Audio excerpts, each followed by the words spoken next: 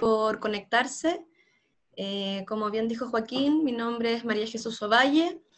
Soy actualmente la directora del Colegio de Ingenieros en Recursos Naturales, que es la asociación gremial de este gremio profesional, y también trabajo en el Ministerio del Medio Ambiente en asuntos internacionales ambientales, particularmente en temas de biodiversidad y de océano. Quiero también disculparme porque tuvimos que reprogramar, tuve algunos pequeños problemas de salud, pero está todo bien.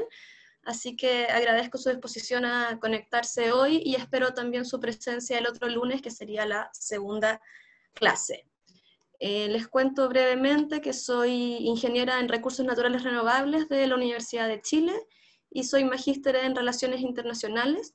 Llevo unos 12, 15 años trabajando con temas ambientales y los últimos 5 desde la perspectiva internacional. Y lo que quiero hacer con estas charlas, estas clases, es compartir un poco de lo que yo he ido aprendiendo de estos temas e ir familiarizándonos con la temática oceánica desde la perspectiva internacional.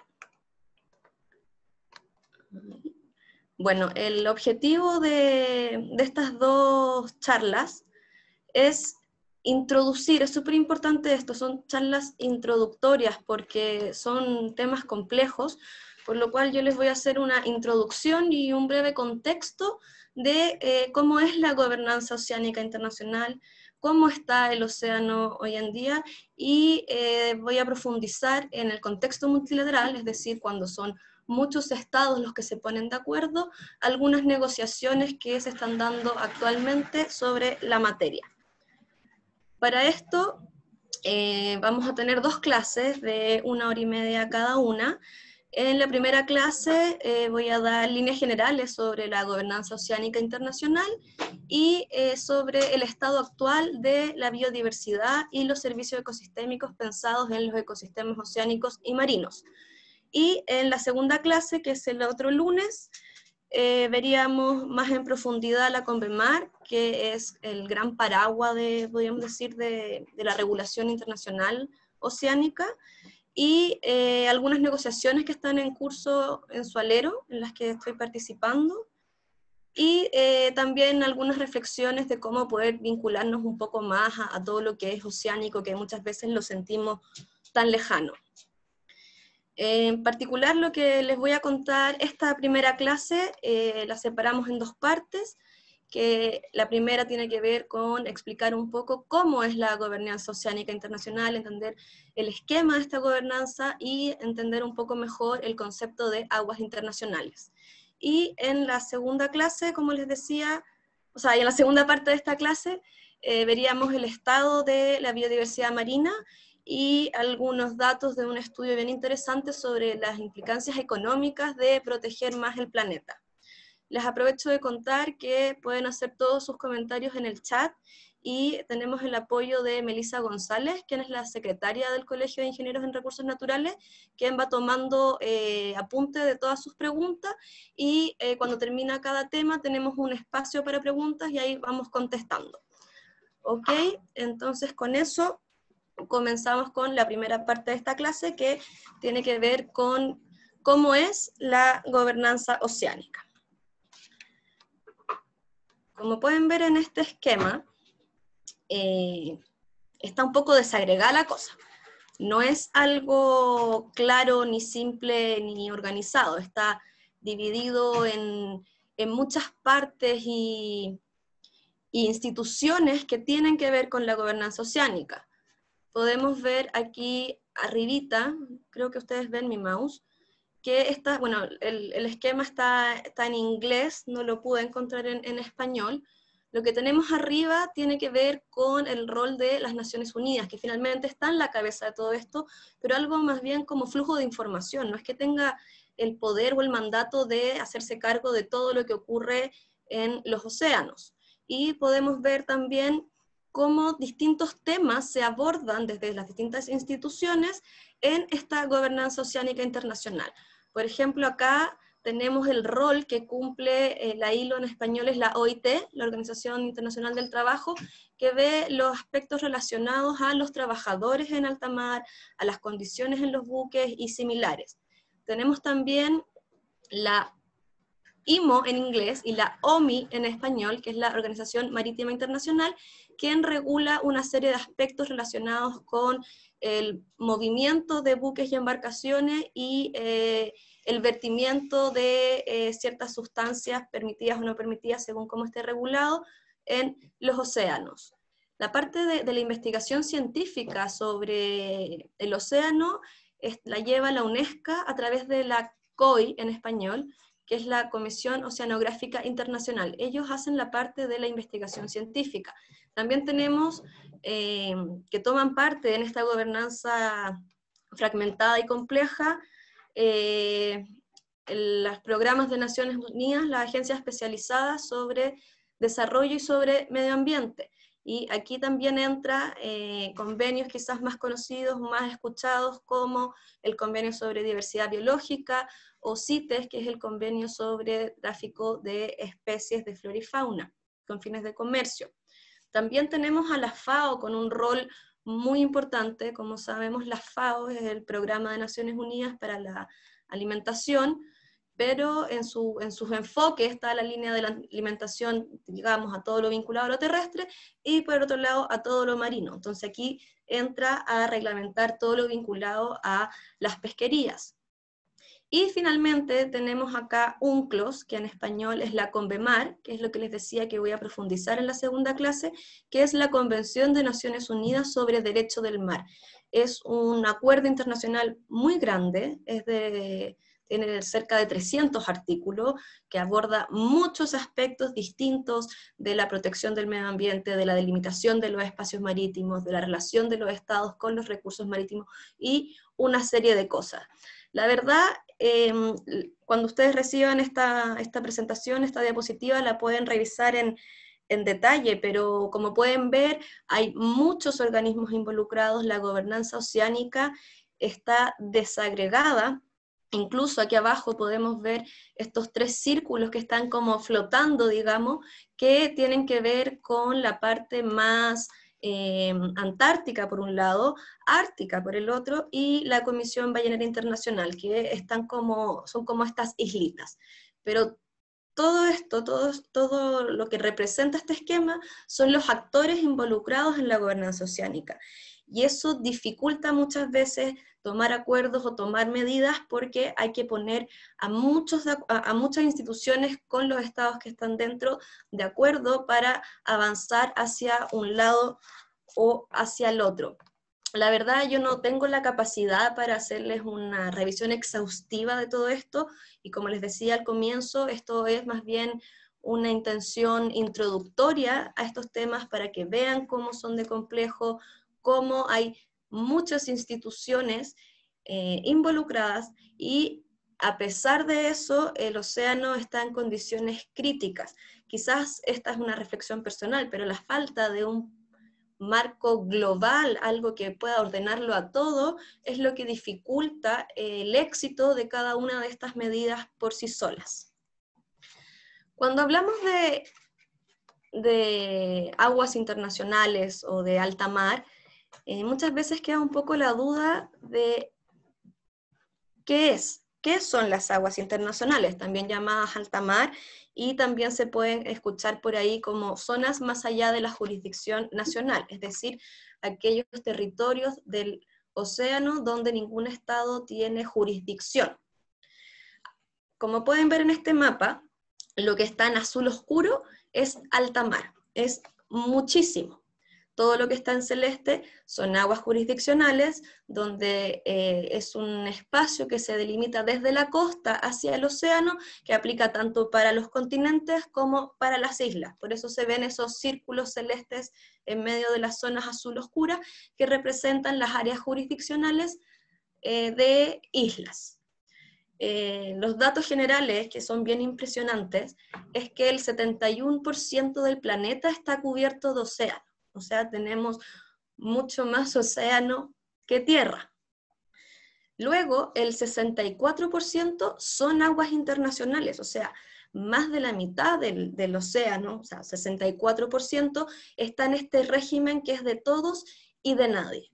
Y el 45% de la superficie del planeta es alta mar, o sea, prácticamente la mitad del planeta es alta mar, lo cual da la impresión a veces de que siendo tan representativo en términos de superficie, no se le ha dado siempre la coordinación necesaria para que todas las actividades que ahí se realicen sean de manera armónica, y a veces hay algunos conflictos o superposición de regímenes que dificultan avanzar hacia su cuidado y su uso sustentable.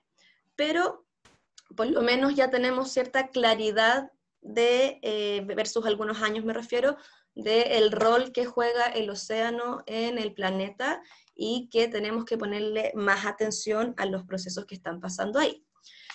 Pero entonces me pregunto, y espero que les surja la duda porque se las voy a contestar, ¿de dónde surge esto de las aguas internacionales y estas llamadas 200 millas? Normalmente el territorio jurisdiccional nacional son 200 millas desde su costa. El origen de esta propuesta de las 200 millas se puede remitir a un organismo regional del que Chile es parte, que se conoce como la Comisión Permanente del Pacífico Sur. Esta comisión es bastante antigua. El año 1952 ellos firmaron la Declaración de Zonas Marítimas, también llamada la Declaración de Santiago, donde, entre otros temas, proponen esto de que tenga que haber una parte de la línea de costa y el océano abierto que sea de jurisdicción de los estados.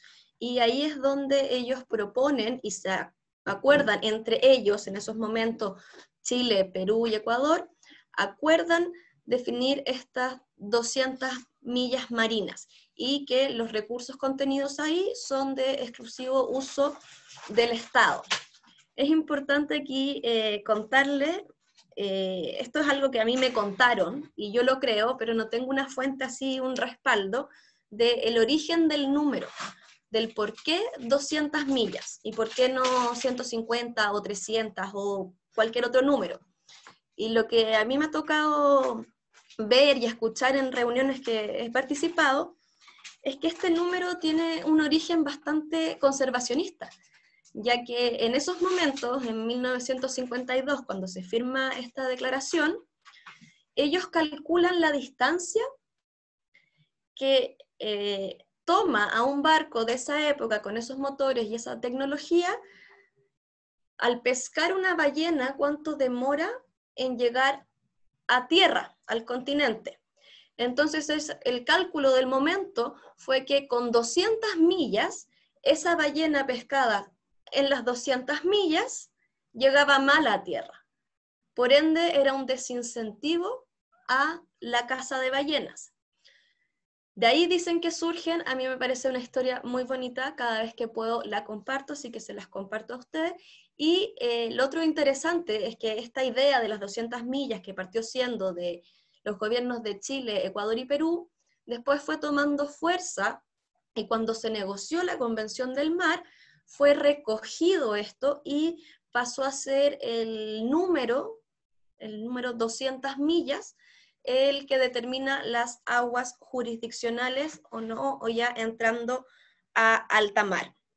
Y bueno, solamente para comentar, la CPPS todavía existe. Años después de esta declaración de Santiago se sumó Colombia, y actualmente también tiene un rol Panamá, aunque no como miembro como tal, y sigue siendo su finalidad coordinarse regionalmente los países del Pacífico Sur en sus políticas marinas. Entonces, en base a esto que surge de la Declaración de Santiago, más lo que luego ocurrió con la CONVEMAR, que declaró para todos sus estados parte las 200 millas, tenemos hoy en día esta lógica de lo que son los espacios marítimos, en los que partimos, espero que vean el mouse, partimos aquí, digamos, de la milla 0, y tenemos 12 millas de lo que se llama el mar territorial. Luego tenemos lo que se llama la zona económica exclusiva, tenemos la zona contigua, que son desde la milla 12 hasta la 24, y luego la zona económica exclusiva, que como les decía, es este espacio donde los estados pueden hacer uso de los recursos que contiene. Luego de esto empieza el alta mar, también llamada, como les decía, aguas internacionales o zonas fuera de la jurisdicción nacional. Aquí es interesante comentarles que en la forma en que se organiza los espacios marítimos, en alta mar se hace una diferencia entre la columna de agua y los fondos marinos. Los fondos marinos, entendidos como los suelos y los subsuelos marinos, los regula una organización, que es la Autoridad Internacional de los Fondos Marinos, que lo vamos a ver un poquito la próxima semana, que es la encargada de velar por el uso y conservación de los fondos marinos, los cuales están declarados como patrimonio común de la humanidad. Y por otra parte tenemos la columna de agua, con un régimen jurídico distinto al de los fondos marinos y que muchas veces dificulta la compatibilidad de medidas, porque los fondos marinos, que se llaman en términos oceánicos, se les llama la zona se pensó en su momento solo como los recursos no vivos. Entonces, por ejemplo, hoy en día hay algunos conflictos en estas formas de gobernanza oceánica, en que si tú tienes un fondo marino, que tienes una organización que tiene el mandato para hacerse cargo de lo no vivo, pero en la superficie del suelo tienes creciendo algún tipo de especie sésil fija, que vendría a ser regulada por otro organismo, porque la Autoridad Internacional de los Fondos Marinos regula lo vivo queda afuera. Y ese tipo de cosas son las que son bastante difíciles de armonizar, sobre todo cuando más vamos entendiendo la necesidad de abordar los ecosistemas en general, y en particular los oceánicos y marinos, de manera ecosistémica y integral, y no tan parcializado como de aquí para abajo es de uno, de aquí para arriba es del otro, ya que entre el fondo y la columna de agua hay una interacción constante que muchas veces no estamos pudiendo abordar bien por esta fragmentación de la gobernanza. Y lo último que les quiero comentar de los espacios marítimos es que igual los estados, bajo ciertas condiciones, tienen la posibilidad de extender sus 200 millas. Su zona económica exclusiva puede llegar hasta las 350 millas cuando se da una serie de beneficios, o sea, de condiciones. Y los estados tienden a intentar extender su plataforma, su zona económica exclusiva, pensando en la continuidad de su plataforma continental para poder tener soberanía sobre más recursos. De hecho, entiendo que Chile hace poquito o está por hacer una propuesta de extensión de sus límites marítimos que extendería nuestra zona económica exclusiva, que a todo esto la de Chile es enorme, es grandísima, son como 4 veces o más el territorio, el maritorio que tenemos versus el territorio, que es algo que tampoco tenemos a veces integrado, como que sí sabemos que somos un país largo y con una costa muy extensa, pero no siempre dimensionamos el tamaño de la parte marítima, del espacio marítimo que tenemos como país. Y ahí yo creo que faltan algunos esfuerzos para tener esa vinculación y ese creador de identidad que es el océano en un país como el nuestro, con una línea de costa de más de 5.000 kilómetros. A nivel nacional, y esto solo para comentárselos, no voy a profundizar mucho, y en línea con los objetivos de la CPPS, el año 2018 se publicó la Política Oceánica de Chile, que tiene las 5 áreas sectoriales que pueden ver ahí, pero la verdad es que no ha avanzado mucho. Si bien se publicó y está todo en orden, digamos, no es que falta algún paso, la parte de la implementación ha sido muy lenta. Han habido algunos trabajos e intentos, por ejemplo, de identificar las brechas entre lo que actualmente se hace y lo que se debería hacer con la política oceánica para empezar a armar un programa estratégico para implementar esta política, pero no necesariamente ha tenido el impulso político necesario, porque para cuando hay que coordinar a distintos ministerios y actores de la sociedad, necesitas un impulso político detrás que apoye esto, y claramente el problema de siempre, que son los presupuestos. Si uno lee la política oceánica, el contenido, el texto, es bonito, es lógico, apunta hacia lo que queremos, digamos, en términos de hacer mejor las cosas, pero la falta de presupuesto y la falta de prioridad política ha hecho que esté un poco en stand-by. Yo igual espero que pronto se reactive, pero de momento tenemos la política y no mucho más. Pero no todo es triste, por lo menos para la parte de la biodiversidad y la conservación, porque el área sectorial de conservación del océano y sus recursos está basada y es prácticamente igual a esa línea dentro de la Estrategia Nacional de Biodiversidad, que es la estrategia que tiene el Ministerio del Medio Ambiente del 2017 al 2030 para abordar una serie de temas. Entre esos temas está el aspecto costero y marino, y el plan de acción que contiene esa estrategia está contenido en esta política, por lo que aunque esta política esté un poco stand-by y no estemos avanzando tanto en su implementación, al menos la parte de conservación del océano y sus recursos también se va trabajando desde la Estrategia Nacional de Biodiversidad, y eso es bueno. Por supuesto, como todo, hay críticas, hay cosas que se podrían hacer mejor, siempre falta gente y otras cosas, pero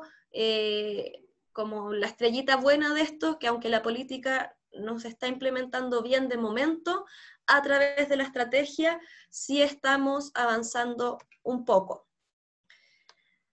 La otra buena noticia que les quiero compartir, por si no lo saben, es que hace poquito, en junio, Chile adhirió a esta coalición política que se llama High Ambition Coalition, que es la ambición de alto nivel por el planeta y la naturaleza.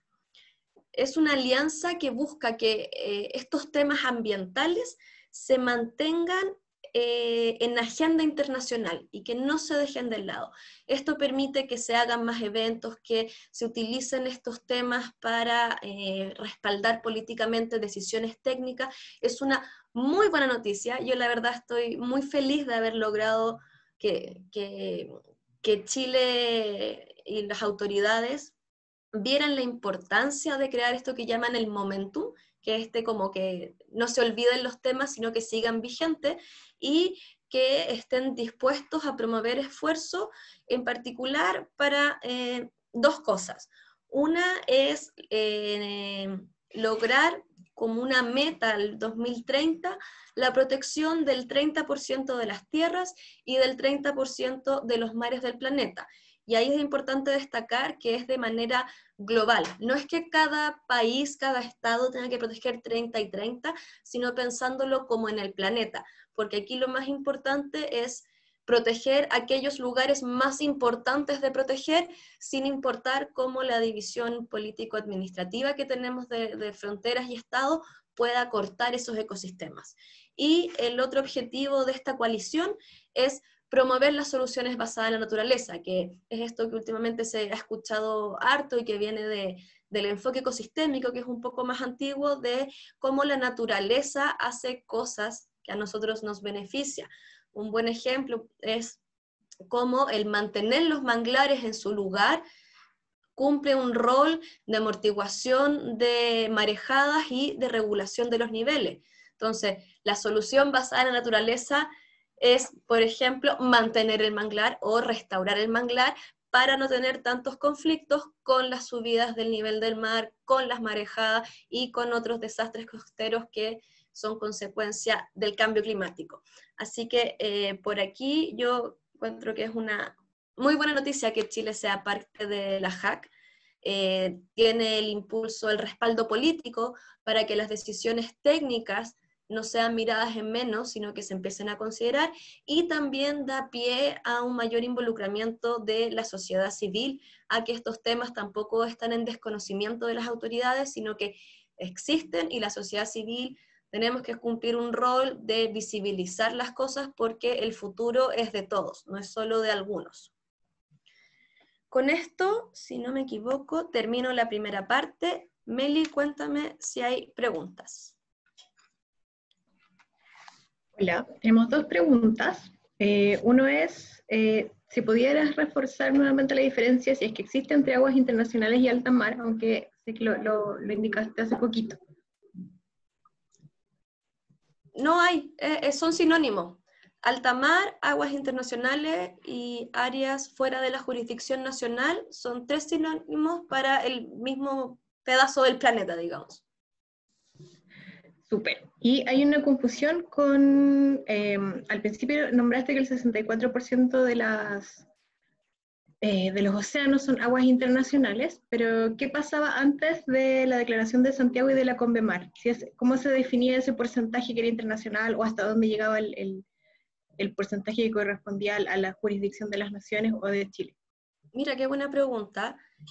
No sé cómo lo regulaban antes, no creo que haya un acuerdo, porque por algo se destaca siempre la Declaración de Santiago como lo primero en la materia, y imagino que cada estado decidía un poco a su criterio, y utilizaba como prácticamente todo como si fueran aguas internacionales. Hay muchas cosas que antes de los acuerdos internacionales no están reguladas, y muchas veces por eso mismo se crean los acuerdos internacionales para regular estos aspectos donde hay vacío. Yo me imagino que antes de Convemar y de la CPPS con su Declaración de Santiago, estaba esta noción como histórica de alta mar como aquello donde tú no ves la costa, pero no tengo una fuente para corroborarlo, pero esa es la sensación que tengo, y que venía de esta lógica de que no veo la costa, aguas internacionales, como tierra de nadie, y es uno de los principios que después se consagró como la libertad de alta mar, para que dejara ser tan tierra de nadie y que todo ocurriera, sino que ya hubiera un par de regulaciones al respecto, pero antes de estos puntos que comento, yo diría que no había mayor claridad, y por lo mismo no estaban definidos los porcentajes, porque esos porcentajes se vienen a definir mucho después, cuando ya está claro cuánto es agua jurisdiccional y cuánto es alta mar. Súper. Dos preguntas que llegaron recién. Una es sobre la HAC 30x30 que nos mencionaste recién. ¿En qué se traduce? Si esto se hace efectivo, por ejemplo, creando nuevas áreas protegidas. La HAC, como decía, es una alianza política. Entonces, la traducción concreta es el apoyo a crear metas, por ejemplo, a crear áreas protegidas. En esa línea, lo que se espera con la HAC es que en la negociación del próximo plan estratégico de la biodiversidad mundial, que actualmente se está negociando, quede como una meta de todos los estados la protección del 30% de las tierras y del 30% de los océanos. Y se traduce en eso, en el fondo, en lograr que quede ese número como meta, que sin el respaldo político es muy difícil que se acepte. Se traduce en un esfuerzo por lograr esa meta. Claro. Ya. Y también, ¿qué países son los que están más avanzados en términos de protección oceánica y qué medidas han tomado? O sea, que en el fondo, ¿qué cosa los hace a ellos diferentes por estar tan avanzados en esta protección? Pucha, esa pregunta da para harto, porque por ejemplo, hay algunas islas del Pacífico, perdón, no recuerdo en este momento el nombre, que tienen todas sus aguas jurisdiccionales hechas área marina protegida. Entonces, están muy avanzados, pero a veces esos mismos países tienen muchos intereses en explotar mineramente los fondos de aguas internacionales, entonces no sé si son tan conservacionistas.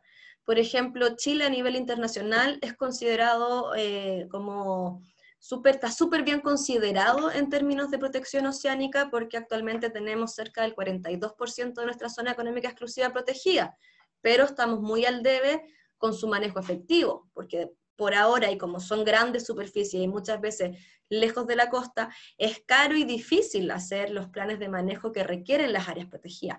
Hay otros países, por ejemplo, que apoyan una visión más utilitarista del océano.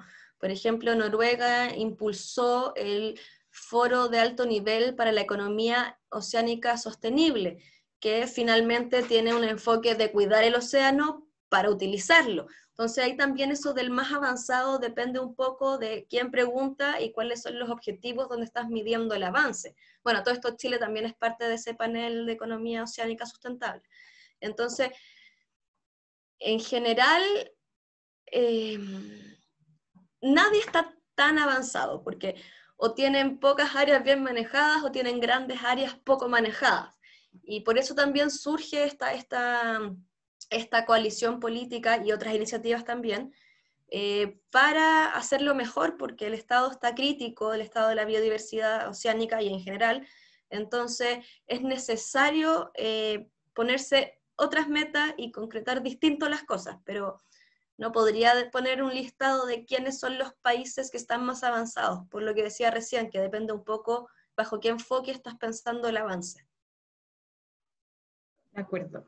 En el caso de Chile, las áreas protegidas que tenemos nosotros en el océano están en estas 200 millas, ¿verdad? Así es. Así es. Y eso incluye los estrechos de la zona sur, en esta categoría. Habría que ver el estrecho, porque en la forma en que está concebido los espacios marítimos, cuando está, este es Chile, aquí está la costa, y se define la línea de base que se llama, que son como los puntos más salidos de esta línea de costa, y lo que queda para adentro ya son aguas interiores, y tiene otro régimen. Pero podría averiguar y contestar si incluye lo de los canales, no lo tengo claro. Ya lo vamos a anotar entonces, y vamos a hacer 2 preguntas más solamente. Una es, ¿cómo ves tú desde el Ministerio de Medio Ambiente el avance de los reglamentos de manejo, de los planes de manejo para poder aplicar a las grandes áreas protegidas, y si están coordinados con la Armada? Lo pregunta Cristian Briones, que estuvo en una charla en la que asistió y donde se insistió que ellos, la Armada, eran los únicos que tenían los recursos para una protección efectiva y que estaban tomando el tema dentro de sus políticas institucionales. Sí, Entonces, mira. ¿lo ves como un buen compañero estatal para esto? Mira, yo no trabajo exactamente en eso, pero sí sé que el Departamento de Áreas Protegidas está haciendo un gran esfuerzo por tener los planes de manejo para las áreas protegidas marítimas de aquí al 2022, que es un montón de pega, y si es en coordinación con otros. Lo que ocurre es que la Armada suele ser la dueña de los buques, digamos. Entonces, ese recurso solo lo tiene la Armada, y la Armada hay que coordinarse con ellos para lograrlo. Pero hay más actores que tienen competencias sobre el tema, como para diferenciar ahí un poquito. Pero desde lo que, desde lo que a mí me llega, de lo que se hace nacionalmente, para mi parte internacional, Directemar y el Ministerio de Medio Ambiente y Subpesca y Cernapesca y otros actores trabajan coordinadamente para avanzar en estos planes de manejo, que igual es súper complejo, porque lamentablemente somos ministerios de presupuestos pequeños y es caro ir a hacer monitoreo a un área protegida que está alrededor de Isla Pascua, es caro, y los buques de la Armada son ese recurso. Pero además hay otras coordinaciones logísticas y prioridades que generan algunos obstáculos, pero en general yo diría que si hay un trabajo coordinado y se está avanzando, uno siempre quiere que se avance más rápido, sobre todo como yo creo que entre más ambientalista uno más rápido quiere que salgan las cosas, pero hay lamentablemente burocracias y cosas que escapan a la voluntad de avanzar más rápido, pero se está haciendo. El foco hoy en día es más que crear nuevas áreas, es que las que se tienen se manejen bien. Entonces yo creo, no sé si responde la pregunta, pero yo sí creo que se está avanzando y de manera coordinada. Súper. Y última pregunta, ¿cómo se relacionan las metas de desarrollo sostenible y la protección de ecosistemas con el desarrollo de industrias acuícolas como las salmoneras, considerando el daño que han producido en algunos sectores del sur del país? No entendí, ¿me puedes repetir? Sí. ¿Cómo se relacionan las metas de los ODS, los Objetivos de Desarrollo Sostenible, con la protección de ecosistemas y el desarrollo de industria acuícola, como por ejemplo las salmoneras, que sabemos que han sido bien dañinas en algunos sectores del sur del país. Bueno, hay uno de ese específico de océano, y más ratito les voy a comentar sobre su avance, pero no hay que olvidar que los ODS, si bien son un compromiso de los estados, son declarativos, no son vinculantes. Entonces no es que haya como un listado de tareas y diciendo, tengo que hacer esto, y después esto, y después esto, sino cada estado ve cómo conjuga las cosas. Y es complejo, porque en el caso de las salmoneras y otras ramas de la industria acuícola, sí sabemos que son bastante destructivas para algunos ecosistemas cuando no se hace con los cuidados necesarios. Entonces, claro, están relacionados, pero los ODS no van a ser, no son el instrumento, digamos, para frenar la destrucción ecosistémica, sino más bien hay que tomarlo como un indicativo de cómo ir avanzando en ciertas cosas. Súper. Te quería comentar que mientras tú avanzas en la presentación, cuando mencionas algún documento, yo lo estoy poniendo en el chat, pero que esto siempre se envía después a los participantes. Y no sé si vas a hablar un poco más adelante sobre este estudio de los beneficios de la protección del 30% de la tierra y el océano, que lo habías Exacto. mencionado, porque Sí, se viene ahora. Y eso te viene dejo ahora. ahí entonces y voy anotando las preguntas que sigan. Ya, gracias Meli. Ven. Entonces, vamos a esta segunda parte, que como bien decía la Meli, vamos a hablar de los resultados, les voy a contar de los resultados de la evaluación global de IPBES y este informe de los beneficios económicos. Bueno, no sé, quizás algunos estuvieron también en las clases que di de esto mismo, pero en biodiversidad, así que ya saben que soy súper fan de IPBES, y a quienes no, les cuento que IPBES es como el IPCC de la biodiversidad, que existe desde el año 2012, a la fecha tiene como 137 partes, y busca ser una plataforma intergubernamental que sea una interfaz científico-política. Entonces los científicos hacen sus análisis científicos, los digieren, los traducen en lenguaje, los explican en simple, los resumen para que los tomen los políticos y quienes toman decisiones y consideren esta evidencia científica en su toma de decisión.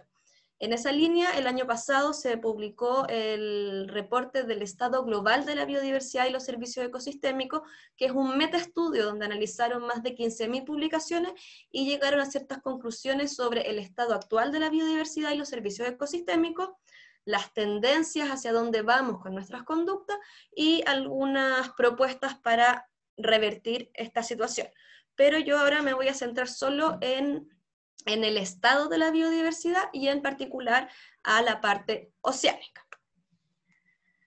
Lo primero que pueden ver en este gráfico, que muestra las extinciones desde 1500, de primera vemos que los últimos ciento y tantos años todo se ha disparado un montón, digamos, porque como pueden ver, aquí, ¿dónde está mi mouse? Ahí está el mouse. Hacia abajo es mejor y hacia arriba es peor. Y podemos ver cómo desde 1900 se da unos quiebres bien fuertes, bueno, algunos desde antes, pero estamos súper mal en términos de extinción.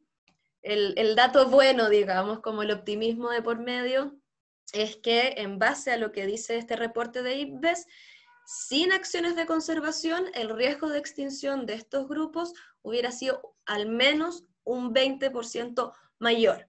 Entonces, como si estamos súper mal, pero podríamos estar mucho peor. Y empezamos a reforzar la importancia de conservar áreas. En este esquema, lo que muestra IPBES es lo que ellos llaman las contribuciones de la naturaleza a las personas, que son el sentido amplio para entender los servicios ecosistémicos, pero no tan utilitarista y antropocéntrico. Las contribuciones de la naturaleza a las personas incluyen los bienes y servicios que nos provee la naturaleza, pero también otras visiones y percepciones de la realidad y del planeta, incorpora las visiones de pueblos indígenas y comunidades locales, incorpora las visiones desde las ciencias naturales y de las ciencias sociales, y crea este abanico amplio de aquellos beneficios que tenemos de la naturaleza solo porque exista. Y a diferencia de los servicios ecosistémicos, se consideran igual si haya o no haya un humano para aprovecharlo. Porque desde la lógica de los servicios ecosistémicos, si yo, por ejemplo, tengo un cerro con un bosque que me está purificando agua, si no hay un humano como al final de ese cerro que utilice esa agua, no es un servicio ecosistémico. Pero sí es una contribución de la naturaleza a las personas, porque igual contribuye aunque no haya un humano en particular ahí para aprovecharlo. Entonces, en esta lógica de la contribución de la naturaleza a las personas, IPBES define 18 categorías. Yo me voy a centrar en las dos que tienen los cuadraditos celestes brevemente. La primera es la regulación de la acidificación de los océanos. ¿Y cuál es el indicador que se usa para esto? Es la capacidad de los medios marinos y terrestres para secuestrar carbono. Como sabemos, el océano está un poquito colapsado, digamos, de carbono, le estamos pero estamos emitiendo a la atmósfera y eso el mar lo absorbe, más carbono de que el que quisiera, digamos. Y eso está alterando los procesos de regulación de la acidificación, entendida como mantener cierto pH. Lo que nos muestra esta línea celeste hacia el lado es que está igual en el fondo, su contribución al parecer no ha variado tanto. Hay mucho apoyo y respaldo a decir esto, pero aún falta evidencia científica robusta, y por eso está en celeste y no en azul. Como pueden ver aquí en la leyenda, dice que está establecido pero inconcluso, y eso es parte del marco conceptual que utiliza IPBES para hacer estas definiciones. Y aquí estas flechas para arriba y para abajo muestran que hay variación entre distintas regiones del mundo. Y la segunda contribución de naturaleza a las personas que les quiero comentar es esta, la 12, que habla de alimentos y piensos. Los piensos podríamos decir que es el forraje. Y en particular, esta contribución de la naturaleza a las personas tiene dos indicadores.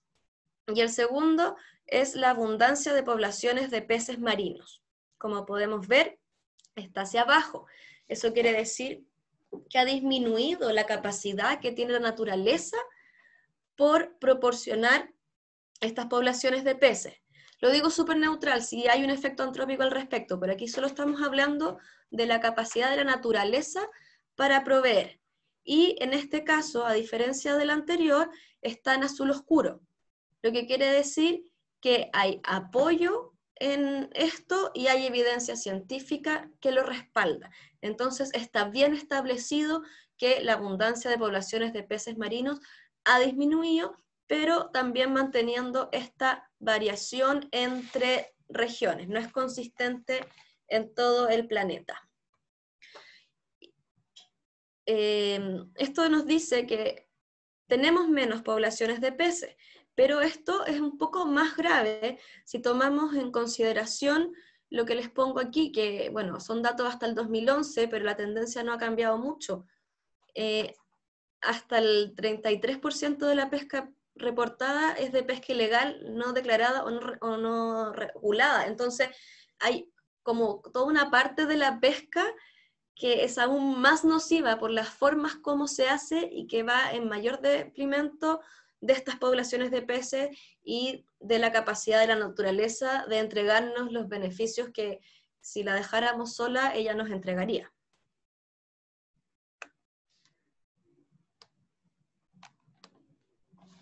Siguiendo con los resultados que nos muestra IPBES, aquí está el esquema general del avance de las metas de Aichi.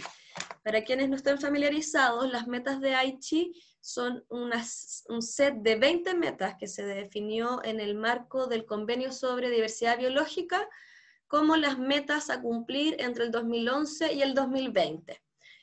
Estos resultados son del 2019, no son exhaustivos, pero dan una clara visión de las tendencias de los progresos y que no vamos para nada bien. O sea, solo decir que un buen avance ha sido el 9.4% de las metas, lo cual es bastante bajo. Lo que yo quiero hacer ahora brevemente es profundizar en algunas de estas metas con sus elementos particulares para ver el, digámoslo, el no avance, ¿ya? Entonces, la primera meta de Aichi que les quiero comentar es la meta 6, que está relacionada con pesquerías.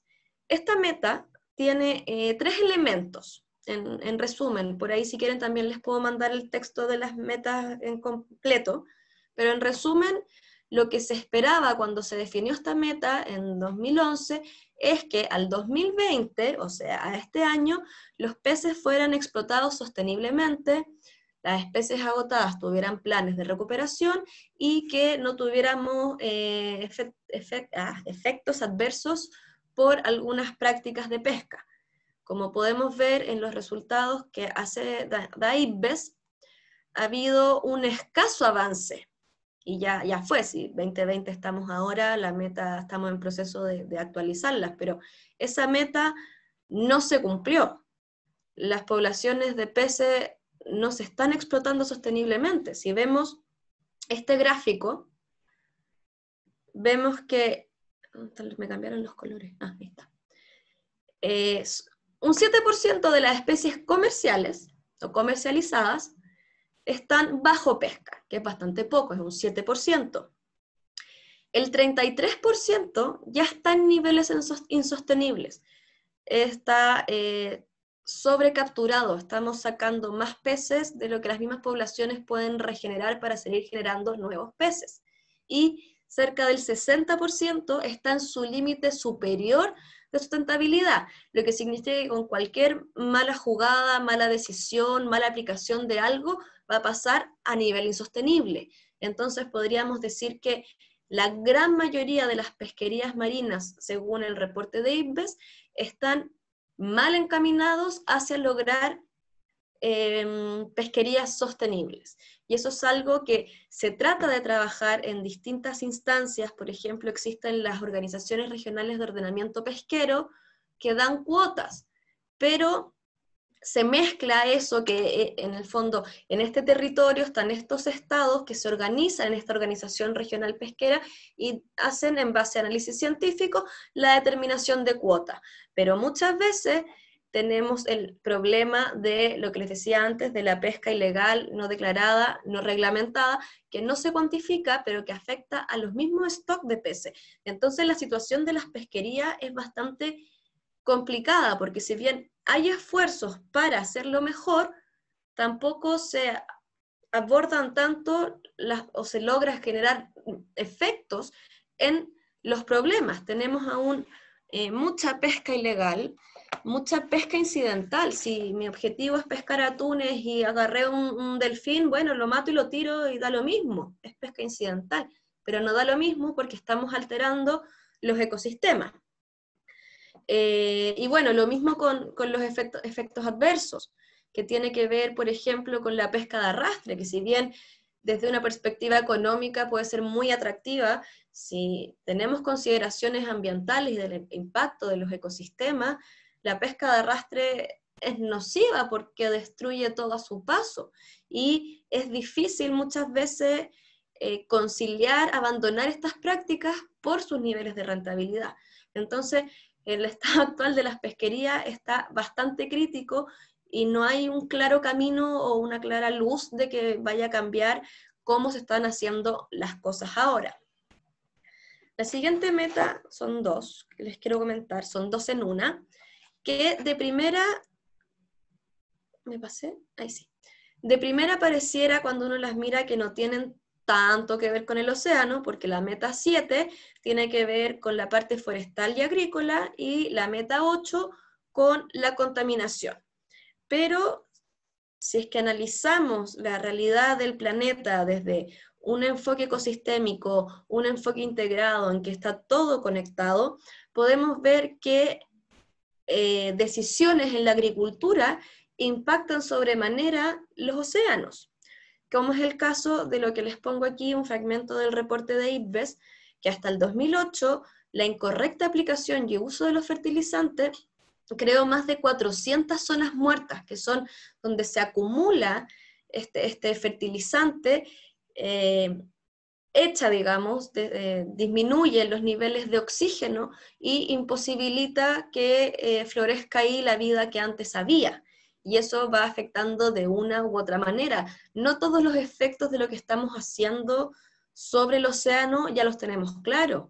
Sin ir más lejos, la acidificación es algo que hace 15, 20 años apenas se escuchaba así como algo aislado, y ahora es evidente. Van apareciendo a medida que vamos contaminando más, van apareciendo estos problemas y creamos más cosas que hay que solucionar, pero no cambiamos la forma en que queremos solucionarlo. Entonces, entramos como en un ciclo que como que ni siquiera la gente ya se impacta al ver los resultados.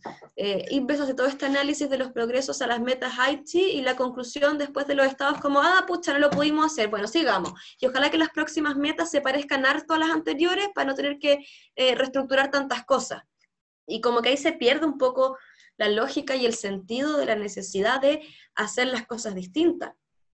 Como ven aquí en el cuadro, ha habido un escaso avance en lograr agricultura y acuicultura sostenible. Estamos generando zonas muertas. Ha habido un escaso avance en disminuir los nutrientes. El tema de los nutrientes que escurren, digamos, desde los continentes, los territorios hacia el océano, está considerada como una de las 7 causas de mayor contaminación de los océanos. Entonces es un tema, aunque es muy difícil, si ya es difícil coordinarse solo dentro de tierra y solo dentro del océano, lograr una coordinación entre ambos de que lo que ocurre en uno impacta al otro y cómo poder regularlo, es un gran desafío que con las voluntades de cambio que uno tiende a ver en la actualidad, es menos probable que se modifique eso, y eso va a ir en desmedro del estado de la biodiversidad y finalmente de nosotros, porque somos parte de la biodiversidad, no estamos ni fuera ni sobre ella, somos una especie más de este planeta y deberíamos vivir en armonía con todas las otras especies porque todas cumplen un rol. La siguiente meta que les quiero comentar tiene que ver con los corales.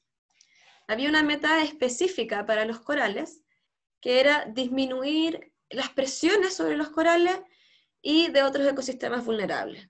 En ambos casos, el avance fue escaso. En el caso de las praderas de pastos marinos, que no sé si tendrán la imagen en la cabeza, no se me ocurrió ponerles una, son estas aguas más poco profundas que realmente son como unos pastos abajo, donde uno a veces ha visto como videos de manatí. Ese es el ecosistema de las praderas de pastos marinos, que es muy productivo y que, como dice ahí, en las últimas 3 décadas disminuyó su extensión un 10% cada década. O sea, ha disminuido mucho y estamos dejando de entregar hábitat a ciertas especies, dejando de contar con posibles fuentes de alimento para nosotros y también producción de oxígeno, que es uno de los roles que hace el océano. Y por su parte, los corales son particularmente sensibles al cambio climático porque son muy sensibles a la temperatura de su alrededor y al pH. Y se proyecta que si llegamos a modificar lo que se habla en términos de cambio climático, estos 2 grados, vamos a tener un 1% de los arrecifes de coral que se tenían registrado hace un siglo. Y es súper relevante porque, aparte de que son preciosos los arrecifes de coral, son un lugar donde muchas especies ponen sus huevitos, nacen, crecen un poco y luego se van a otras partes. Entonces, podríamos decir como una analogía de que son una guardería, así como lo plantea Nemo, buscando a Nemo la película, es bastante cierto, son una especie de guardería para las especies muchas veces cuando son jóvenes, de múltiples especies, podríamos decir bichos feos hasta tiburones, de todo un poco, y siendo que cubren poca parte del territorio del planeta, es algo así como el 1%, una cosa así, tienen el 25% de la riqueza de especies. Entonces, la disminución de los corales, aparte de lo visual, tiene un efecto altísimo y aún no tan cuantificado sobre los impactos en las dinámicas de las especies y las tramas tróficas oceánicas. Entonces, es muy complicado el tema de los corales. Como pueden ver Aquí se ha perdido desde 1870 más o menos la mitad de los corales vivos, o sea, el 50%, es muchísimo. Y esto va en línea con lo que dice IPBES, que es lo que pueden ver en esta imagen C, como ven la línea roja de los corales, como ha disminuido, pero así, no voy a tirar un número de qué inclinación, pero con una pendiente mucho mayor a la de las otras grupos taxonómicos que están en este esquema.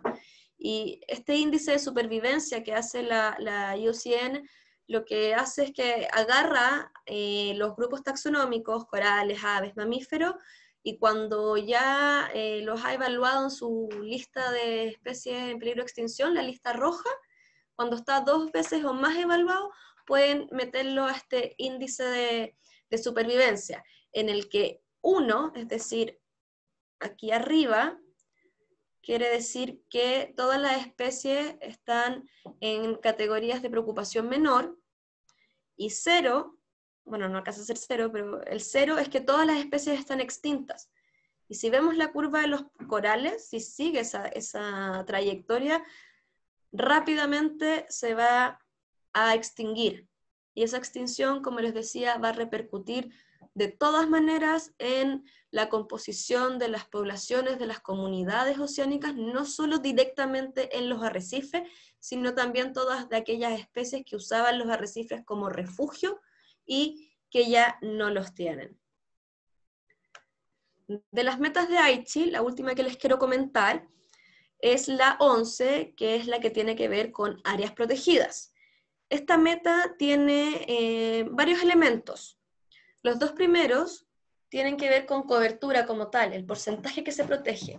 Y ahí sí hay un progreso, pero aquí cabe las áreas que se declaran en papel, pero no se implementan. Entonces también hay que tener cuidado con tomar esto como algo tan positivo, porque si bien, si tomamos el caso de Chile, se han declarado muchas áreas protegidas, grandes extensiones de áreas marinas protegidas, pero aún no hay un manejo efectivo. Y eso es lo que podemos ver en los 4 siguientes elementos de la meta, donde el avance ha sido moderado, porque si bien se ha conservado, no necesariamente en las zonas más importantes de ser conservadas, las zonas más representativas ecológicamente. No ha habido un manejo efectivo, eficiente de estas áreas, y tampoco se ha logrado una real conexión o integración de las áreas. Pueden haber áreas no conectadas que por sí sola no basta para conservar, porque hay especies que se desplazan. Y si entre ellas tú no te preocupas al planificar estas áreas, como esa conectividad es importante, estás solo llenando el número de coberturas sin realmente proteger. Sin embargo, no hay que olvidar que 2 cosas. Por un lado, las áreas protegidas son la mejor herramienta de conservación. Yo ahí me cuelgo de las palabras del ministro de Medio Ambiente de Costa Rica, que hace poco fue nombrado el director del GEF, que la mejor herramienta de conservación son las áreas protegidas, punto. Pero, como segundo punto, sí hay otros mecanismos de conservación, otros instrumentos de conservación que contribuyen, pero uno no puede dejar de pensar en la existencia de áreas protegidas si queremos mantener algo o no perder todo de la biodiversidad que tenemos. Ahora un poquito, ya que hicieron la pregunta de los ODS, IPBES también hizo el cruce de los progresos en los ODS. Y esto es aún más triste que con las metas de Aichi, porque ahí teníamos un 9.4% de avance. En cambio, aquí no calificaron nada como positivo. La verdad no evaluaron los 17 ODS, evaluaron estos 8 creo que son, pero ninguno de lo que evaluaron fue positivo. Es triste, pero es cierto, y debería ser un llamado de atención, y también un poco en la línea de que a mí me encanta que Chile se haya sumado a la JAC, pero el impulso político no es todo lo necesario. Es lo primero, es un respaldo fundamental, pero siempre hay que seguir trabajando, hay que implementar, hay que pensar en largo plazo, y hay un poco también tomar medidas que serán duras y a todos no les guste, pero Si queremos tener biodiversidad, queremos tener servicio ecosistémico y poder continuar como especie en los próximos años, tendrán que disminuir las rentabilidades porque la forma en que se está haciendo ahora no está funcionando. En particular les voy a mostrar del ODS 14, que es el de vida submarina. Podemos ver que tiene 7 metas o elementos donde se reparte entre un apoyo insuficiente y un apoyo parcial. Entonces, ¿qué nos dice este esquema? Que la contaminación marina ha sido insuficientemente prevenida o reducida, o sea, están todas las ganas y declaraciones políticas, pero se sigue contaminando el océano. Lo mismo con la gestión sostenible. Ha habido un apoyo parcial, estamos mejor que antes, por lo menos se entiende que hay que apuntar a una gestión sostenible, cosa que antes no estaba tan clara, pero aún no es sostenible. La acidificación de los océanos ha sido insuficiente su avance, porque para minimizarlo hay que cortar las emisiones, y eso ya es toda una gran discusión de cómo lidiar con los gases de efecto invernadero y cómo nuestro sistema económico mundial se basa en la quema de combustibles fósiles que tarde o temprano el océano los atrapa y altera su pH y eso genera la acidificación. Entonces hay que abordar cosas mucho más atrás y mucho más profundas cuando hablamos de acidificación y por eso el avance es insuficiente. Lo mismo que les decía antes con la meta 6 de Aichi, es la fin a la pesca excesiva. Hay un apoyo parcial, hay iniciativas, hay intentos, pero en la realidad, en los datos, la pesca sigue siendo excesiva y sigue primando el interés económico y un poco este dicho bien coloquial de pan para hoy y hambre para mañana, porque si seguimos sobreexplotando y empezamos a capturar peces de talla menor a la recomendada o que no han llegado a sus etapas reproductivas, el día de mañana no vamos a tener los peces. El quinto elemento de este ODS tiene que ver con la protección, que también se los comenté con la meta de Aichi. Igual hay que recordar que los ODS y las metas de Aichi conversan bastante. Hay muchos ODS basados en las metas de Aichi, porque las metas de Aichi son del 2010 y los ODS son del 2015. Bueno, también está el tema de la subvención a la industria pesquera y en algunos países también podría llamarse como incentivos perversos a la pesca, en que se facilita el desarrollo de industria pesquera, pero sin cumplir toda la regulación, tanto en términos de embarcaciones, de las condiciones de sus trabajadores o de las prácticas ambientales de esa pesca. El tema de los subsidios a la pesca es grandísimo, o sea, lo vamos a ver un poquito más adelante, pero en general lo que se invierte en incentivos económicos que destruyen la biodiversidad es varias veces mayor que lo que se invierte en conservar la biodiversidad. Entonces, con esa relación, por muchos esfuerzos que hayan, no va a ser suficiente, va a ser insuficiente el apoyo, el avance, mientras existan estas subvenciones que contribuyan a la sobrepesca. Y el tema de los beneficios económicos también ha avanzado poco y es un poco ya empieza a ser todo lo mismo, porque esta misma disminución de la calidad del agua, del pH, de las poblaciones de peces, dificulta que sea como que esté en su mejor momento, como fue hace algunas décadas, y que haya muchos peces y que permita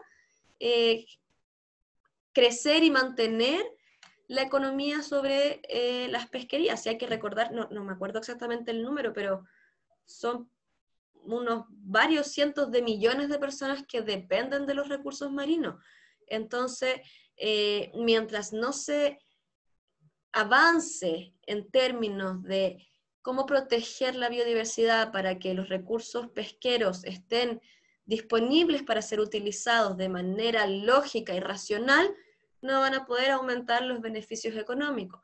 Y aquí también hay un tema de que estamos cuantificando, esta meta está cuantificando solo lo económico y no prioriza los beneficios no económicos de usar sustentablemente el planeta y el océano. Es necesario también empezar a cuantificar y a integrar cada uno de los beneficios que entrega la naturaleza. Por ejemplo, lo que comentaba hace poquito de la regulación de la acidificación. No es un beneficio económico per se, aunque sí se pueden hacer las cuantificaciones para ponerle número, que es lo que voy a ver ahora, pero hay que bajarle el acelerador a la dimensión económica y equilibrarla con la ambiental y la social si queremos un desarrollo para nosotros y las generaciones que vienen, que tenga un planeta que esté funcionando en su dinámica natural. Para terminar con IPBES, con mi querido IPBES, ellos después de hacer este gran análisis, metaestudio, y separar, analizar, comparar con las metas de Aichi, comparar con los ODS y un montón de otras cosas, ellos concluyen de cierto modo, desde su visión, cuáles son los impulsores de pérdida de biodiversidad, y los separan en directos e indirectos.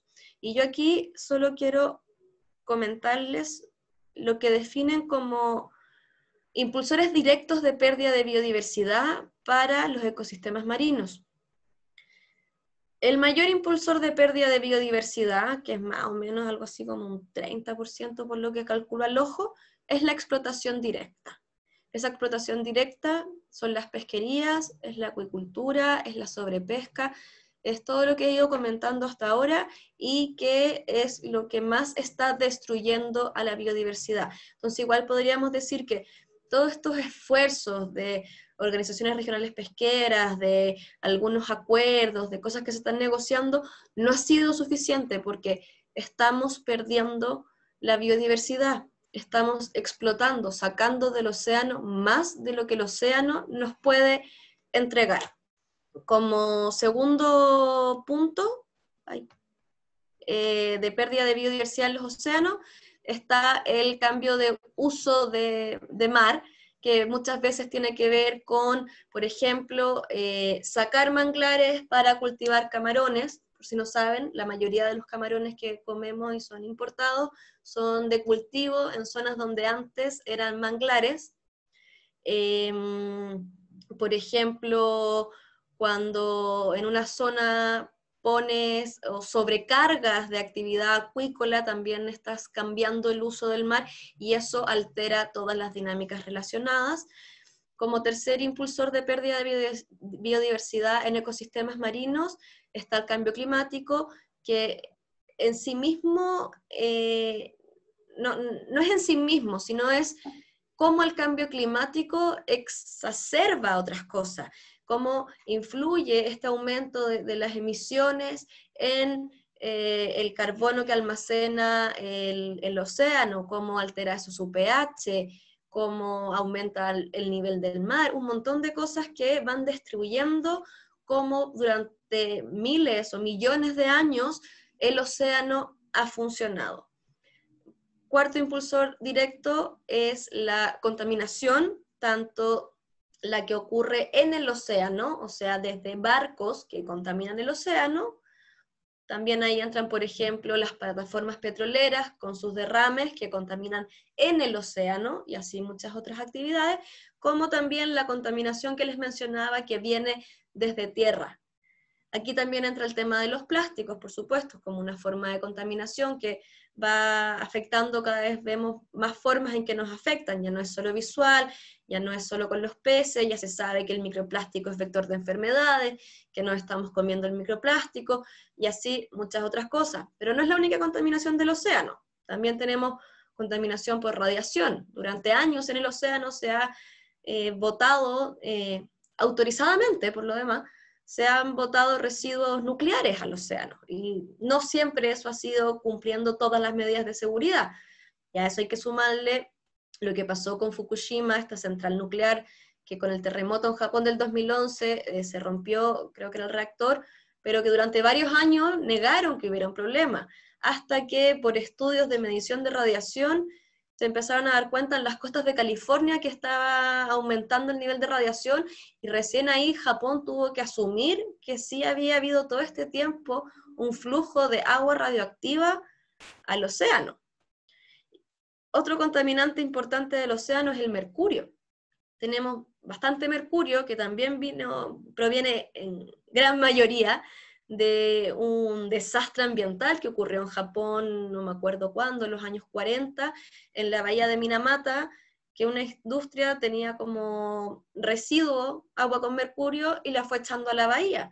Y el mercurio no se degrada, solo se fue repartiendo por el océano, y además por sus características como elemento, al estar el mercurio inorgánico, que es como digamos el del termómetro, aunque ya no hay que usar esos termómetros porque hay que evitar el mercurio, está en contacto con algunas bacterias y cambia a lo que se llama que esté biodisponible.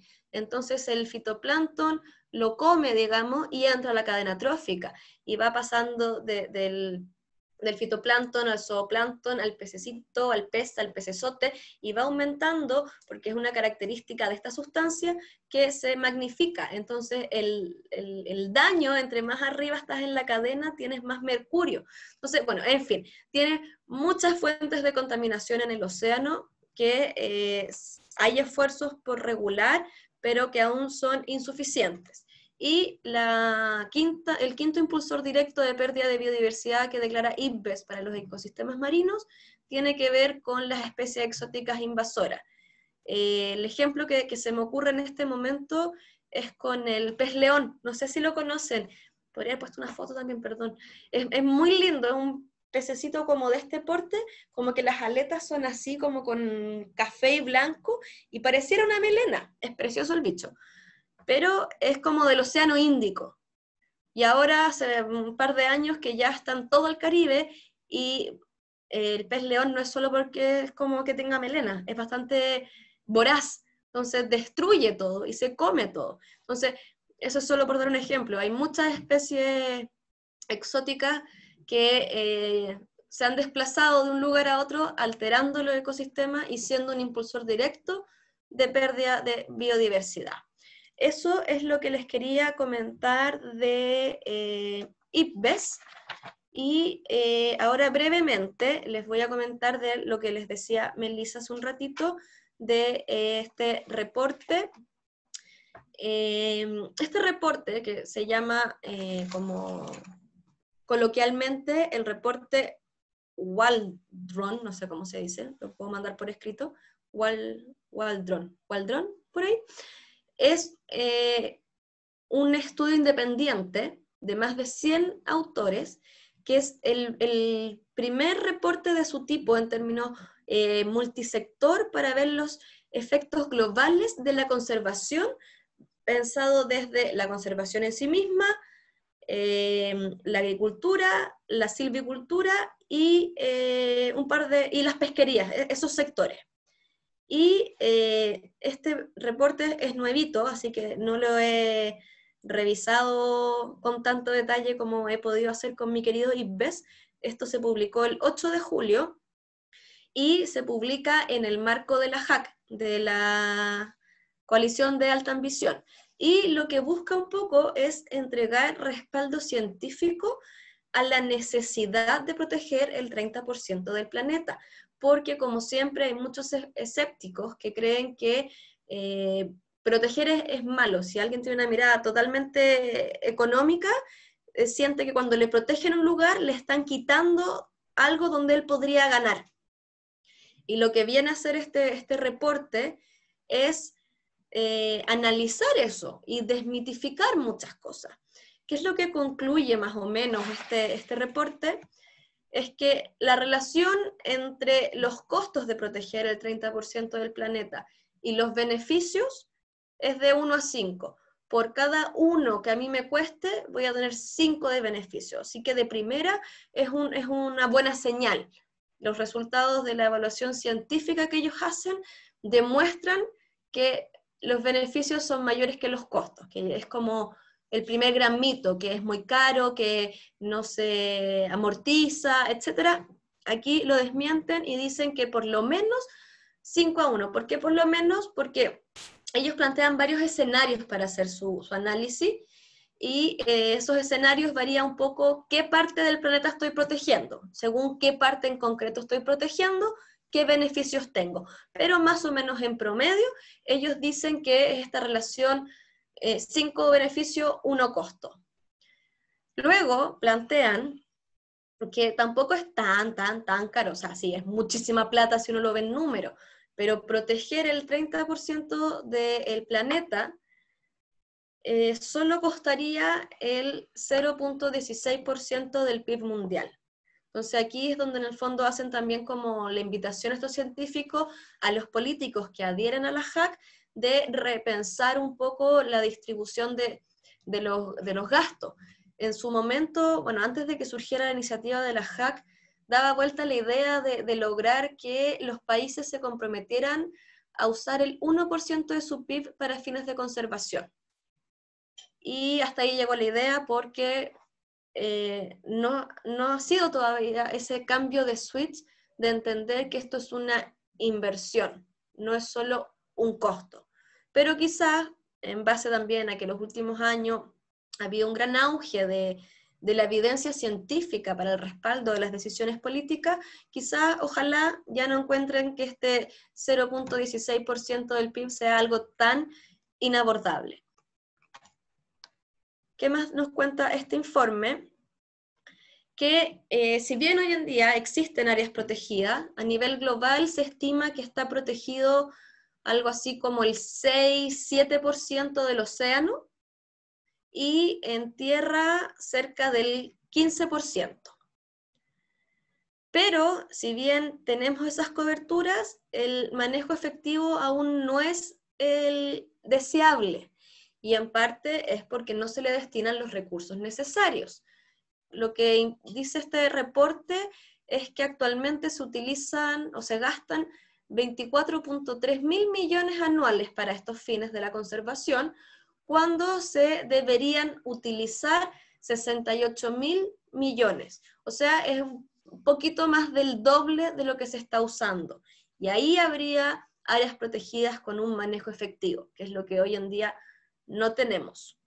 En términos del costo de la inversión de proteger el 30% del planeta, ellos proponen como valor promedio, por esto que les decía de los rangos y los escenarios, como valor promedio 140 mil millones anuales de aquí al 2030, lo que suena mucho, pero es menos de un tercio de lo que hoy en día suponen los subsidios que destruyen la naturaleza, como les mencionaba hace un ratito, el tema pesquero o algunos agrícolas. Entonces, pareciera que es mucha plata, pero cuando uno lo compara con la cantidad de plata que se utiliza en aquello que finalmente destruye la naturaleza, no es tanto. Además, ellos proponen, comparando con la situación actual, con el status quo, si se protegiera el 30% del planeta de forma global, protegiendo los lugares que hay que proteger, habría un aumento de la producción económica de 250 mil millones anuales, y además habría cobeneficios no monetarios, por ejemplo, relacionados a los servicios ecosistémicos, por 350 mil millones anuales, nuevamente en promedio por esto de los escenarios. Pero finalmente, esta protección del 30% del planeta supone beneficios económicos, y eso es algo que hay que difundir, reforzar y utilizar, porque son los argumentos que permiten avanzar en la línea de la conservación, no como algo excluyente, sino como algo necesario para mantenernos en este planeta. Ya para ir terminando, en particular con áreas protegidas marinas, se concluye que las que dan mayores beneficios son aquellas con una mínima utilización de sus recursos o directamente sin captura, que son los que se llaman los no-take. Y como pueden ver en este gráfico, la biomasa de peces es altísima cuando tú proteges un lugar. Cuando tú proteges un lugar, aumentan las poblaciones, los dejas tener sus dinámicas, se recuperan y se van a ir corriendo. Y cuando se corran, tú los puedes pescar. Por el contrario, Cuando tú determinas un área marina protegida, pero con uso, si bien es útil, no puede ser el escenario constante porque su biomasa de peces no es tan alta. No logra esta finalidad de ser como un refugio para el desarrollo de las poblaciones de peces. Por lo que vuelvo a reforzar la idea de que las áreas marinas protegidas, en términos de no-take, sin extracción, son necesarias para la salud del ecosistema, para tener pesquería sostenible, para mantener a toda la población del mundo que depende de estos ecosistemas. Con eso empiezo a cerrar. Cuéntame, Meli, si hay preguntas. Tenemos muchas preguntas. Primero, así que vamos directo al grano.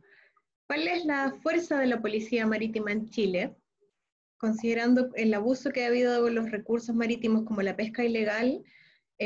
¿Cuál sería una propuesta para limitar más o para poder controlar la pesca ilegal?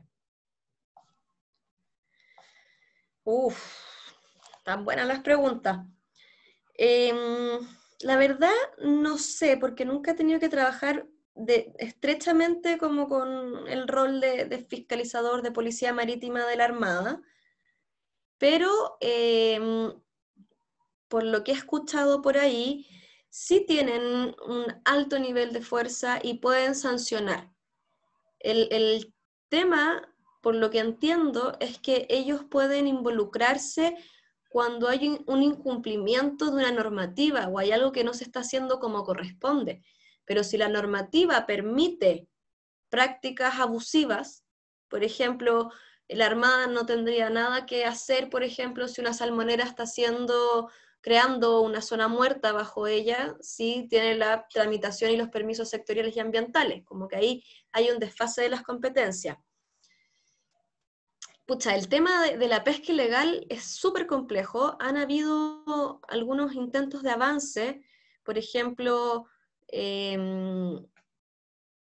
poner GPS a los barcos para saber dónde están, tener que tener un reporte en línea, etcétera. Pero lamentablemente, como yo lo veo, hay un tema conductual y de valores al respecto, y que no aplica solo a la pesca ilegal, tiene que ver como con la extracción ilegal de recursos naturales, que en el fondo es una visión bastante cortoplacista, pero que cuando uno empieza a indagar en ella, uno también tiene que tener en consideración aquellos factores sociales que llevan a las personas a hacer eso.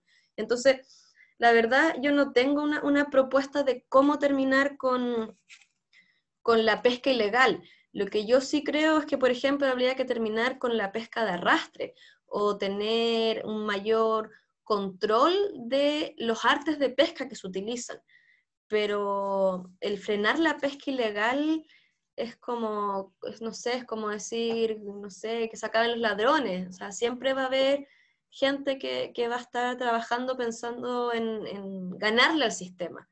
Quizás si logramos tener otro sistema que no retribuya a la gente solo por su estatus económico, que tenga en cuenta como el bienestar colectivo, que no se base en el crecimiento infinito, podría abordarse el tema de la pesca ilegal. Pero con el sistema actual en el que se desarrolla la economía mundial, yo creo que ninguna medida concreta va a poder solucionar el problema porque es algo más estructural.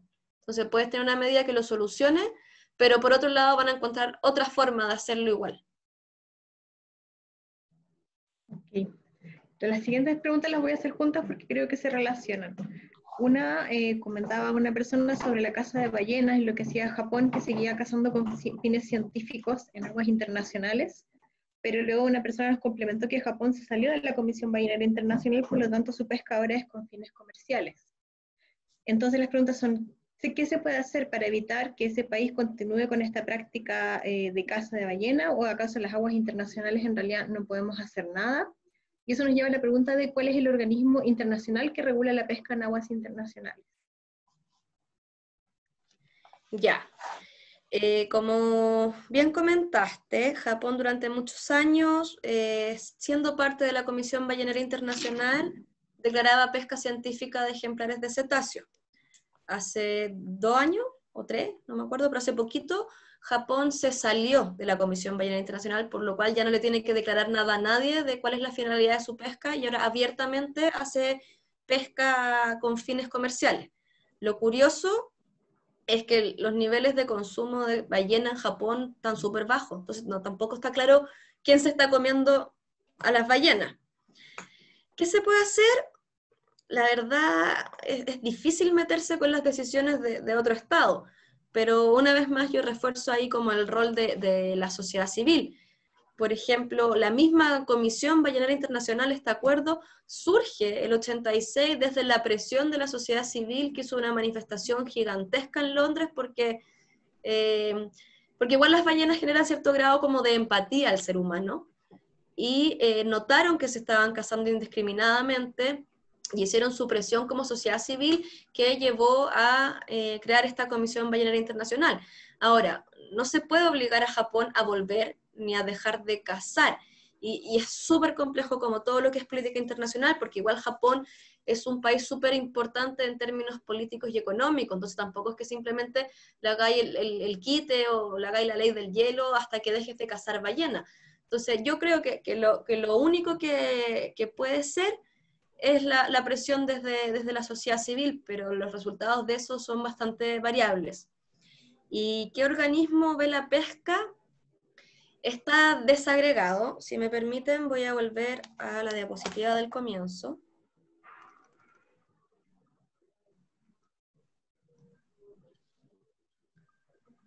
Acá, espero que lo vean, están los que ven pesquerías.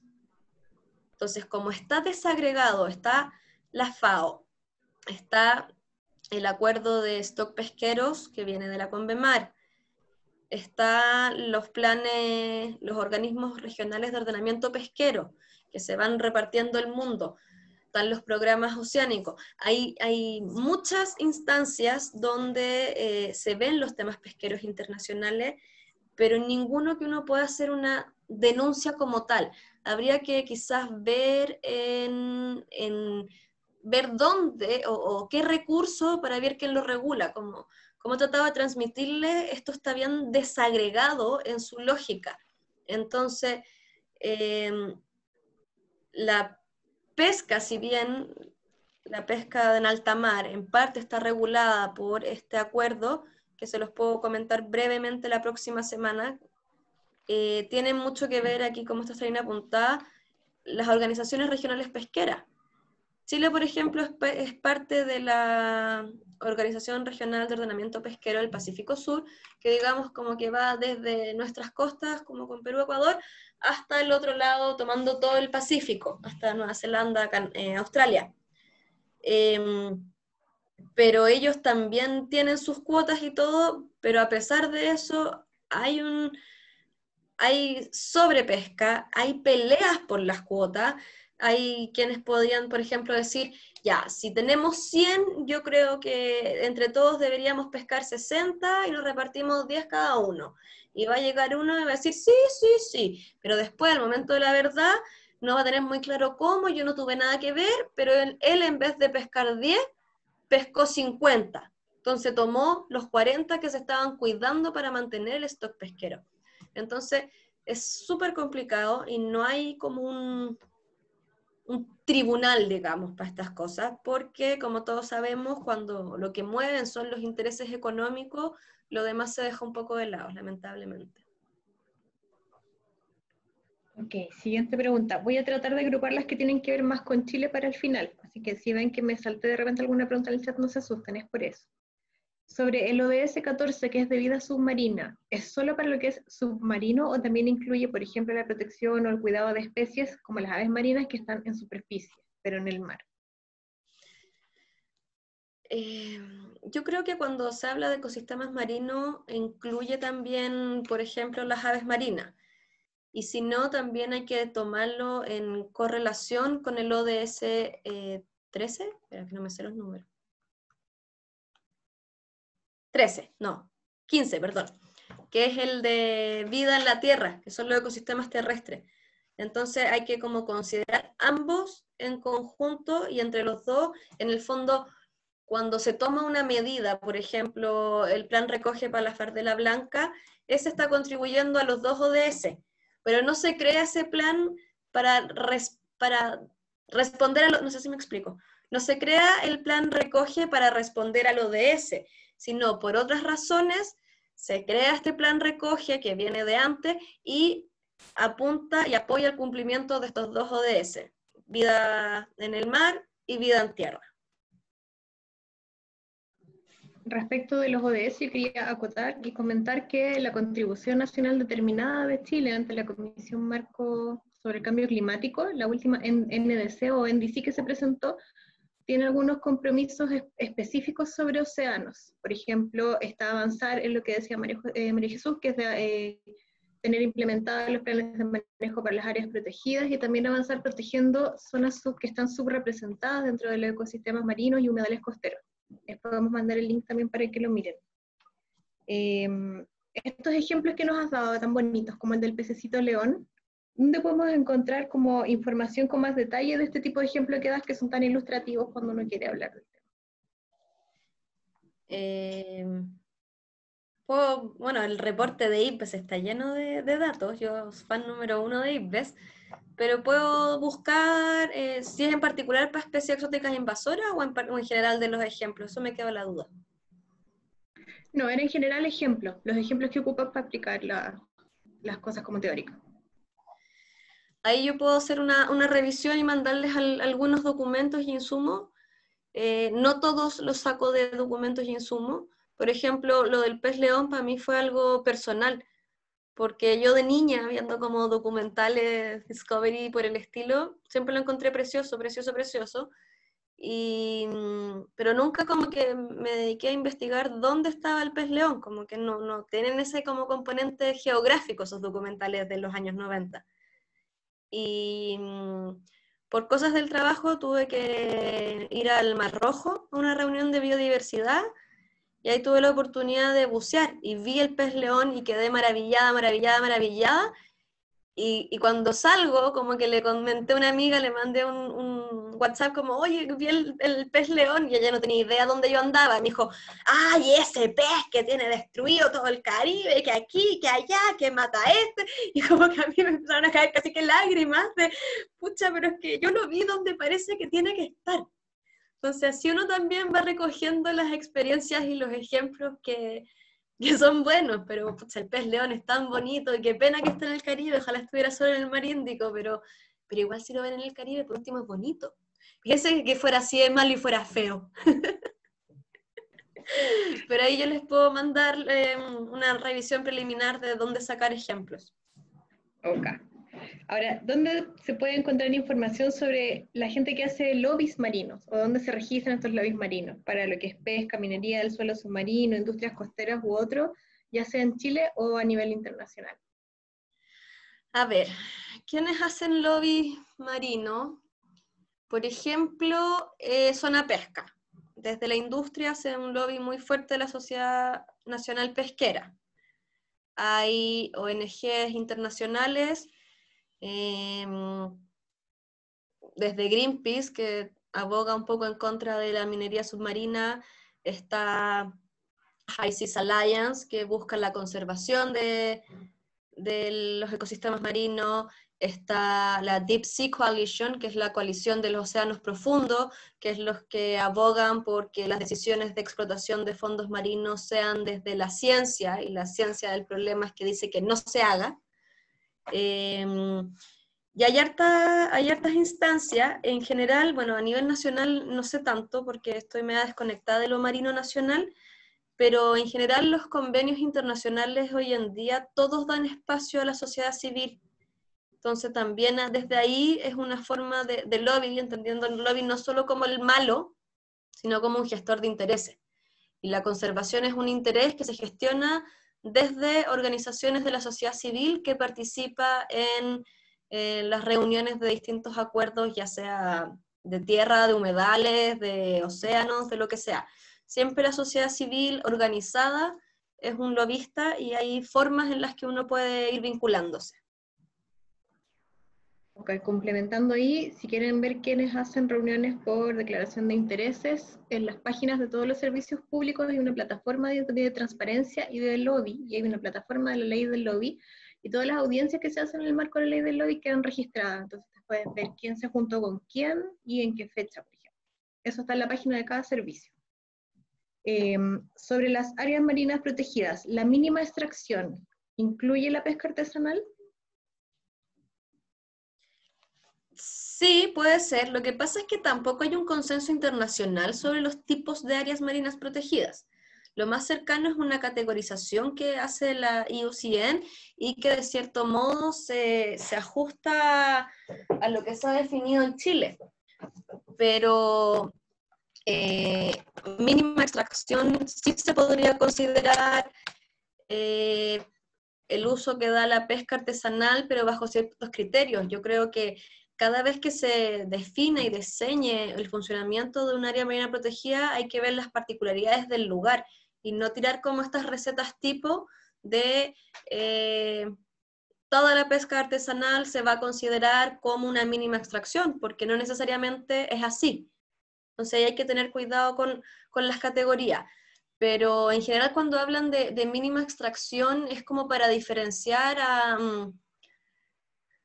de estos, como la legislación chilena del SNASPE, como la diferencia entre parque y reserva, que en la reserva sí puede haber un uso de los recursos mínimo, y en el parque supuestamente solo para fines de investigación científica.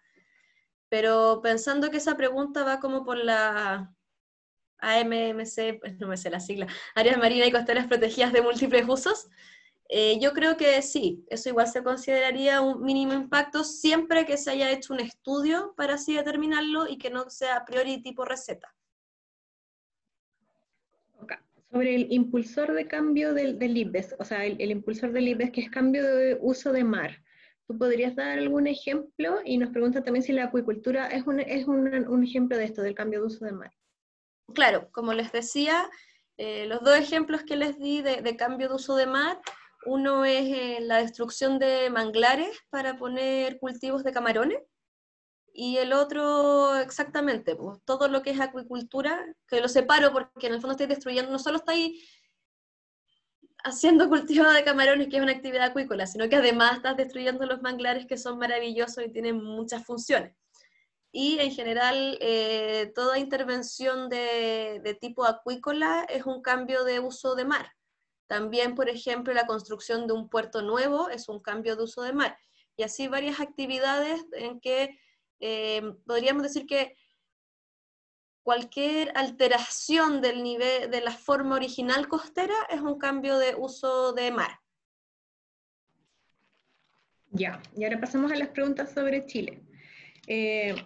¿Existe una vinculación de los esfuerzos entre el Ministerio del Medio Ambiente y Cernapesca o Subpesca para la conservación o para la protección, dado que Cernapesca y Subpesca son los encargados de las áreas marinas, bueno, las áreas marinas costeras protegidas de múltiples usos? Sí, por supuesto que hay una coordinación, yo no participo de ella porque como les decía, yo no veo temas nacionales, pero existe en el marco de la Estrategia Nacional de Biodiversidad el Comité Oceánico Nacional, creo que es el nombre, que agrupa a Cernapesca, Subpesca, la Armada y otros actores junto con el Ministerio de Medio Ambiente que él lidera para abordar de manera integral y multisectorial todos estos desafíos.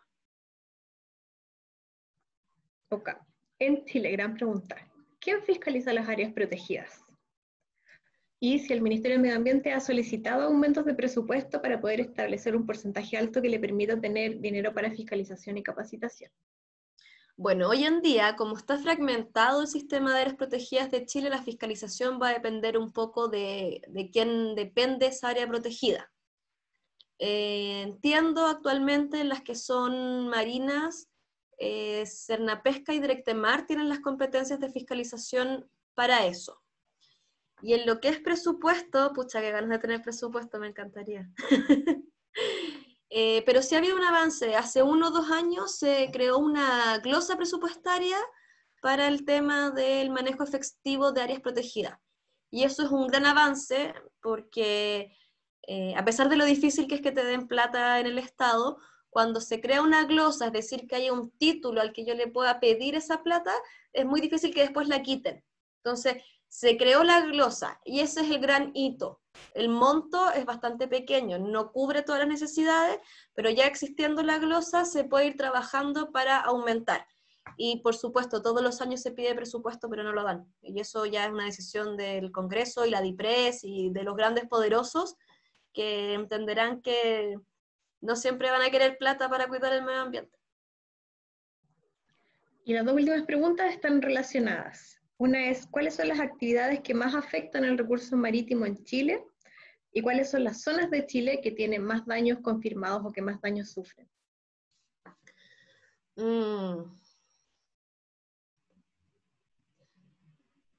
No lo sé. Puedo quedar con la tarea, no sé quién habrá hecho la pregunta, pero como les decía, yo hace varios años me alejé de la realidad concreta nacional, entonces puedo estarme desactualizada, así que prefiero preguntar con quienes trabajan hoy en día eso y traer la respuesta la próxima semana. Ok, lo dejamos de tarea. Y también quería avisar que les vamos a compartir un paper que nos compartió a su vez una compañera que está presente en la clase en el fondo, que es sobre amenazas subestimadas a la conservación de la biodiversidad, que se refiere a conflictos socioambientales y lo vincula con el hecho de tener de repente áreas protegidas, pero pegadas a áreas que tienen producción o explotación industrial. Así que nos mandó la cita Buenísimo. y se las vamos a compartir. Gracias, no sé quién habrá sido, pero muchas gracias. Caterina Barak, Entonces, muchas gracias. si no hay más preguntas, ya para terminar la clase, yo solo quiero recordarles que somos océano, somos parte del planeta, que tenemos mal puesto el nombre, deberíamos ser el planeta océano, no el planeta Tierra, porque tenemos mucha más agua salada que cualquier otra cosa. Estamos afectando todo el ecosistema, no sé si logré transmitirles lo crítico que está la biodiversidad oceánica, todos los indicadores están mal, no estamos de momento cambiando realmente las formas y los impactos algunos son predecibles, pero otros no. Como decía, hace unos 15 años con suerte se hablaba de acidificación y ahora al mismo tiempo hay que estar lidiando con acidificación, que eso generó después el blanqueo de los corales, que se están derritiendo los polos, entonces aumenta el nivel del mar, eso va a cambiar la salinidad de los océanos, eso va a alterar las corrientes, cómo las especies se van a adaptar a eso. O sea, hay un montón de incertidumbre como consecuencia de las acciones que tanto individual como colectivamente estamos haciendo. Y bueno, a mí un poco lo que me preocupa de todo eso es que he escuchado distintos datos, pero por lo menos el 45% del oxígeno que respiramos viene del océano. O sea, más o menos una de cada 2 respiraciones que nos mantiene vivos proviene del océano. Y al nivel que lo estamos destruyendo, es probable que generemos un colapso en su funcionamiento tal que pueda ser una revolución evolutiva y ahora empiecen a hacer cosas en base a nitrato y a carbono combinados de otra forma. Pero también puede ser que eso implique que dejen de producir oxígeno y que ahí yo no sé cómo vamos a sobrevivir porque no hay idea tecnológica, ni domo, ni nada que permita mantener la vida de la Tierra como la conocemos si no tenemos oxígeno. Con esto quiero invitarlos también a pensar en el océano y tratar de que sea más parte de sus vidas. Yo extraño muchísimo con todos estos meses de encierro, pero ya saldremos. Y los dejo invitados a la próxima clase que va a ser un poco más técnica en el sentido de que vamos a ver un poco de Convemar y de sus acuerdos de implementación. Y también les paso el dato, por si les interesa, hice algunas referencias cruzadas con el otro curso que hice para la Universidad Socioambiental, que es Política Ambiental Internacional para temas de biodiversidad, y esas clases ya están en la plataforma por si las quieres ver. Ahí hablo harto de IPBES, hablo de cómo se crean los convenios internacionales, de los principios ambientales internacionales y muchas cosas interesantes que pueden complementar los que les conté hoy, pero que preferí no repetirlo. Así que con eso yo termino. Muchas gracias por su tiempo. Cualquier cosa, ahí está mi correo si me quieren contactar y espero que se motiven a sumarse el próximo lunes. Vale, yo agradezco también la participación y la amabilidad en el chat.